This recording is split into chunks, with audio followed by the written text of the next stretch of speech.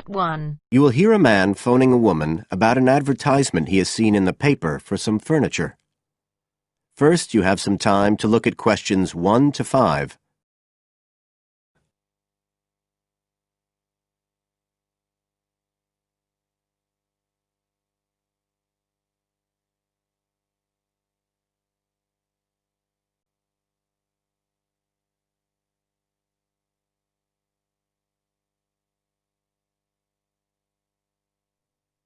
Now we shall begin. You should answer the questions as you listen, because you will not hear the recording a second time. Listen carefully and answer questions 1 to 5.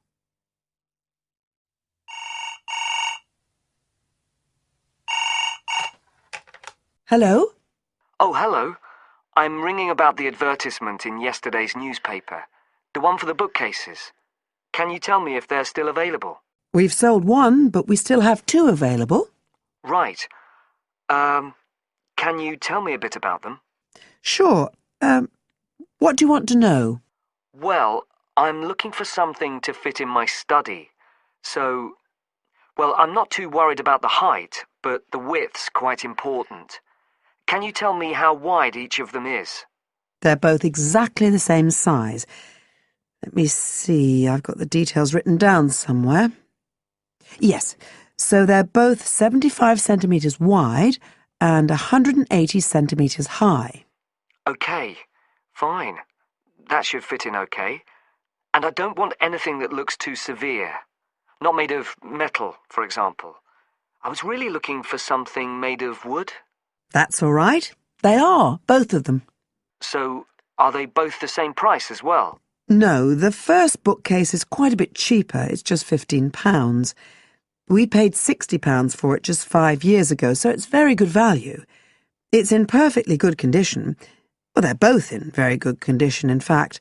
But the first one isn't the same quality as the other one. It's a good, sturdy bookcase. It used to be in my son's room, but it could do with a fresh coat of paint. Oh, it's painted?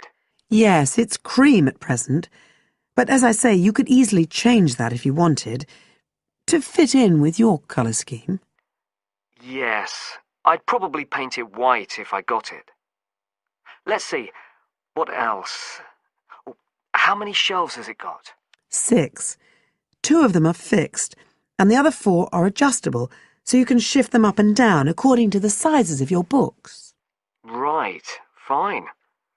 Well, that certainly sounds like a possibility. Before you hear the rest of the conversation, you have some time to look at questions 6 to 10.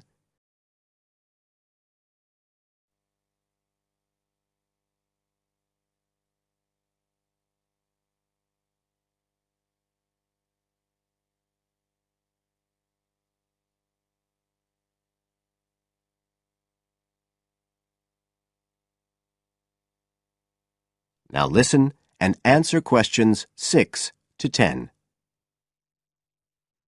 But the second one's a lovely bookcase too. That's not painted, it's just the natural wood colour, dark brown. It was my grandmother's, and I think she bought it sometime in the 1930s, so I'd say it must be getting on for 80 years old, so it's very good quality. They don't make them like that nowadays. And you said it's the same dimensions as the first one? Yes, and it's got the 6 shelves, but it also has a cupboard at the bottom that's really useful for keeping odds and ends in. Right. Oh, and I nearly forgot to say, the other thing about it is it's got glass doors, so the books are all kept out of the dust. So it's really good value for the money. I'm really sorry to be selling it, but we just don't have the room for it. So what are you asking for that one? £95. It's quite a bit more, but it's a lovely piece of furniture. A real heirloom. Yes. All the same, it's a lot more than I wanted to pay. I didn't really want to go above 30 or 40. Anyway, the first one sounds fine for what I need. Just as you like. So, is it all right if I come round and have a look this evening? Then, if it's okay, I can take it away with me. Of course. So you'll be coming by car, will you? I've got a friend with a van, so I'll get him to bring me round. If you can just give me the details of where you live. Sure. I'm Mrs. Blake. Blake. That's right. And the address is 41 Oak Rise. That's in Stanton. OK, so I'll be coming from the town centre. Can you give me an idea of where you are? Yes. You know the road that goes out towards the university? Yes. Well, you take that road and you go on till you get to a roundabout. Go straight on, then Oak Rise is the first road to the right. Out towards the university, past the roundabout, first left. First right. And we're at the end of the road. Got it. So I'll be round at about 7, if that's all right. Oh, and my name's Connor. Connor Field. Fine. I'll see you then, Connor. Goodbye. Goodbye. That is the end of part 1. You now have half a minute to check your answers.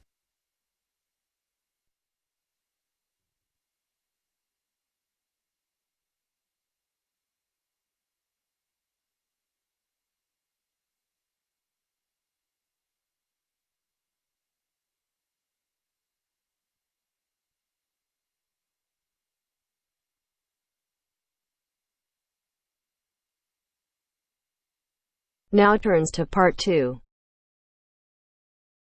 Part 2. You'll hear a lecturer talking to students about the ozone layer and CFCs. First, you have some time to look at questions 11 to 17.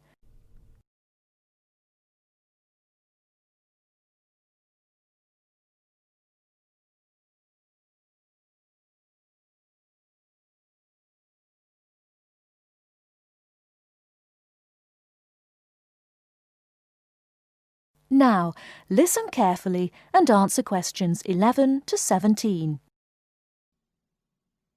Today, it is well known that CFCs, or chlorofluorocarbons, can do immense damage to the ozone layer, which protects the Earth from harmful radiation from the sun.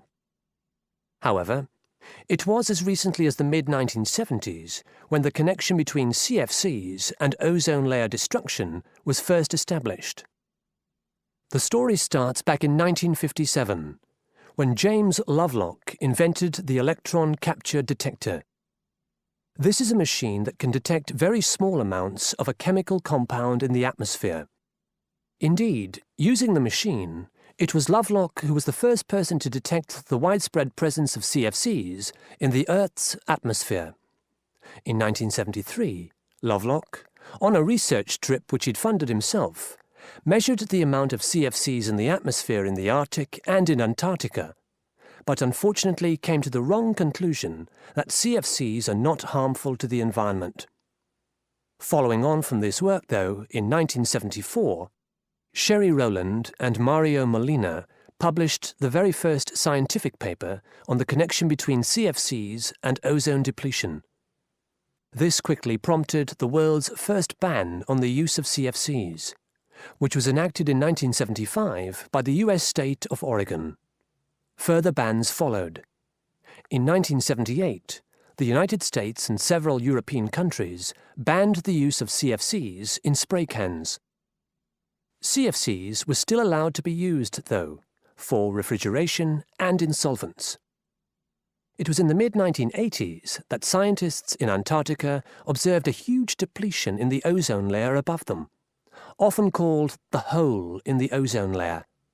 This led, in 1987, to the signing of the Montreal Protocol, which called for further reductions in the production and use of CFCs, and then, 2 years later, to a European Union agreement to ban the production of all CFCs by the end of the century. Before you hear the rest of the talk, you have some time to look at questions 18 to 20.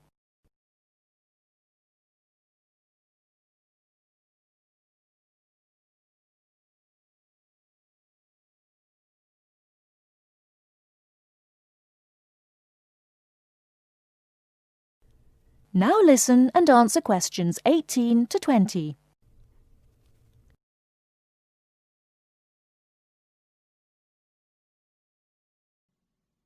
So why exactly are CFCs so harmful? One of the reasons CFCs were so popular in the production of solvents and refrigeration coolants is that they are unreactive. That is, they don't react easily or at all with other chemical compounds.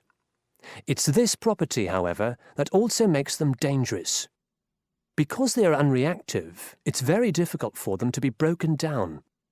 This gives them a long lifespan, more than 100 years in some cases, and allows them to rise into the upper levels of the atmosphere, the stratosphere, unchanged. There, ultraviolet radiation from the sun starts to break them down, freeing the chlorine atoms from the CFCs. It's this chlorine that helps destroy the ozone layer. That is the end of part 2. You now have half a minute to check your answers.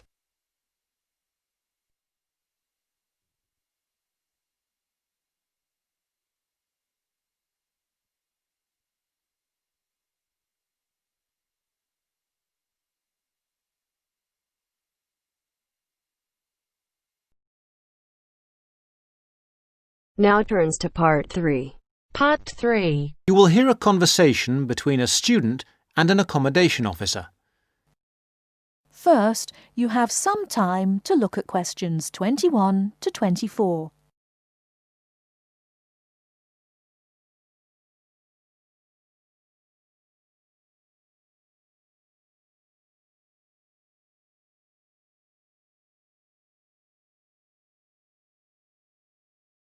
Now, listen carefully and answer questions 21 to 24. Well, you have left things a bit late. Have you tried looking for somewhere in Newbridge? Newbridge? No, I haven't. I've never heard of Newbridge. Well, let me show you. I've got a map here. Here's where everything is. You come into Newbridge over the bridge, and the main road in front of you is, surprisingly enough, the High Street. This is one of the main streets. And branching off to the left, you can see there, is West Street. That is another busy part of town. I see. Now, as I was saying, here is the High Street, and here is West Street going left. Now, if you go along West Street, the first place you come to on your right is the supermarket. It's not a very big one, but it's got most things you're likely to need. Next to it, there's the Old Town Hall.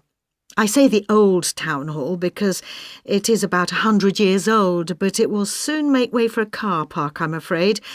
I suppose the car is king. Now, opposite the supermarket is the railway station. You can get very frequent buses and trains from here into the university. And next to that is the sports centre. It's a brand new one and was built on the site of some tennis courts. So that's progress. It's got everything the keen sportsman like yourself might require.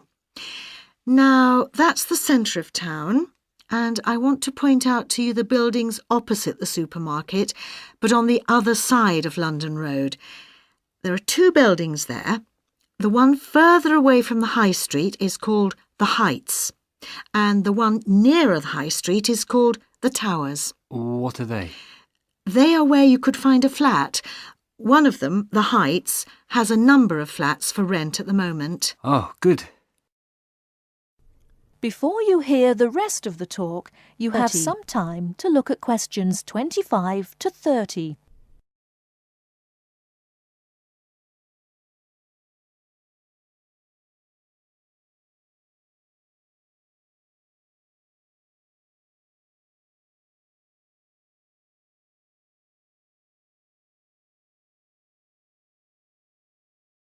Now listen and answer questions 25 to 30. Now, the first one is flat 4. That's a nice flat with a balcony, and you need to apply to the Newbridge Accommodation Agency to ask about that one. You'll find their number in the phone book. Number 6 is another nice one which has been empty for a while, and you can ring the owner directly, I think. Yes, I've got her number written here. There it is. Right, thank you. Good. Now, number 8 is a re-advertisement. What do you mean? Well, it did have a tenant, but now it is for rent again, so I'd like to ask about that one. Leave it with me and I'll look into it for you. Then we can talk about it when I've got more information. Okay. Are there others in this block? Yes, there's number 10. Now, this one's a bit strange. It's advertised with an agency as well as privately in the local paper. Normally, if it's advertised through an agency, you shouldn't really go behind the agency and go directly to the owner. But on this occasion, I suggest you just answer the advert here in the newspaper, which the owner has obviously put in. Okay. Finally, there is number 14. This is with the New Start agency. This is an agency started by the girl who was my assistant here, and she left to make money for herself, so she's not my favourite person. But I'm afraid I would have to advise you to go through the agency anyway. Again, their number is in the phone book. All right, is that something for you to be starting with? That's great. But what kind of place is Newbridge? It's a nice place. It was developed about 100 years ago, really for people who worked in the factories around there. They were clothing factories and everyone worked in them, men, women, boys and girls. Then, when the factories closed down, things got very difficult for the town. There was a huge amount of unemployment until a few years ago when, in the telecoms boom, a company making mobile phones started up. I think your phone was made in Newbridge. And now this company employs most of the people in the town. There are new housing estates on the edge of the town, but they're mostly occupied by young families, and there isn't much student accommodation there. Most flats and so on are in the centre. That sounds good. Well, let me know how you get on. Yes, of course. Thank you. Bye. Bye. That is the end of part 3. You now have half a minute to check your answer.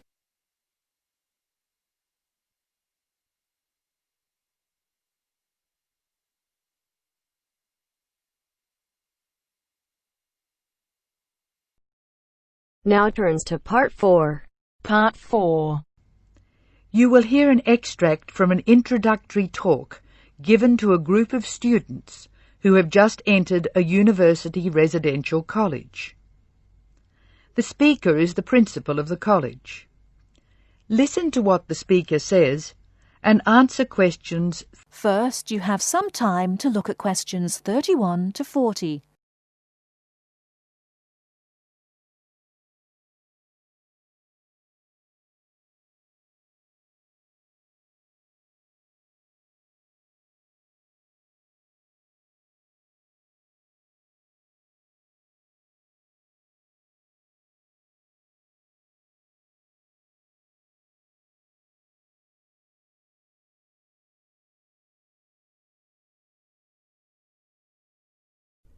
Now, listen carefully and answer questions 31 to 40. Good morning and welcome to Scholastic House. I'm delighted to see you here. It is my duty to explain to you some of the history of our college and some of the traditions which I hope you will uphold. The idea for Scholastic House was expounded by Samuel Wells in 1898. Wells was a visionary whose ideas were well ahead of his time. He wanted a college which would encourage friendship between people of different races and nationalities. Wells died in 1900 before he could see the college in action. Scholastic House finally began operating in 1903 with 10 students. Those students came from Asia, Europe and the Americas. At that time, Scholastic House accepted only male students, although it has been co-educational since 1963. 9 of these foundation students went on to lead illustrious lives. The only exception died tragically on his way home from Scholastic House to Sarawak. He had only recently graduated with an honours degree in law, and he was robbed of a brilliant future. The other 9 students, as I said, led very fulfilling lives. 3 became political leaders, 3 became doctors. Perhaps the most famous graduate became a university teacher and was responsible for the introduction of modern teaching training methods in his country. 2 of the original group became senior engineers and went on to deeply influence the way the water systems of their country were exploited. The college ran into hard times during the period of the Great War, 1914 to 1918, when the charter of the college was interpreted to mean that neither students nor staff could take part in the war effort. Many people felt that this indicated a lack of national spirit, and the walls of the college were frequently marked with graffiti. Meantime, outside the college, tens of thousands of young men went away to fight in Europe, never to return. The college was building a reputation for learning and for tolerance of opposing views. Scholastic House debate and discussion nights were open to the public in 1927 and have been available to anyone who wishes to attend ever since. It is a proud tradition of the college that any view may be expressed, provided that it can be defended intellectually. Over the years, topics which were controversial at the time have been discussed and debated. Why should we do this? The publicity we receive is often sensational, and there is no joy in encouraging argument for its own sake. In fact, that sort of discussion just increases tension. The only legitimate reason for our behaviour is that it casts light upon the topic in question and informs the debate. And controversial topics are the ones which most need informed attention. As the world forges ahead, we often find our scientists have outstripped our philosophers. We frequently develop scientific marvels without realizing their full implications. Nowhere is this more obvious than in medicine. We are now able to keep people alive far longer than before. But this medical ability must be measured in relation to the quality of those lives. I urge you to spend your time at Scholastic House wisely. You are the heirs of an excellent academic tradition of which we can all be justly proud. It is your responsibility to continue this tradition of querying where our world is going. Progress is not always upwards. I wish you every joy in your time here, and I hope that I will hear much well-informed debate from you. That is the end of part 4. You now have half a minute to check your answers.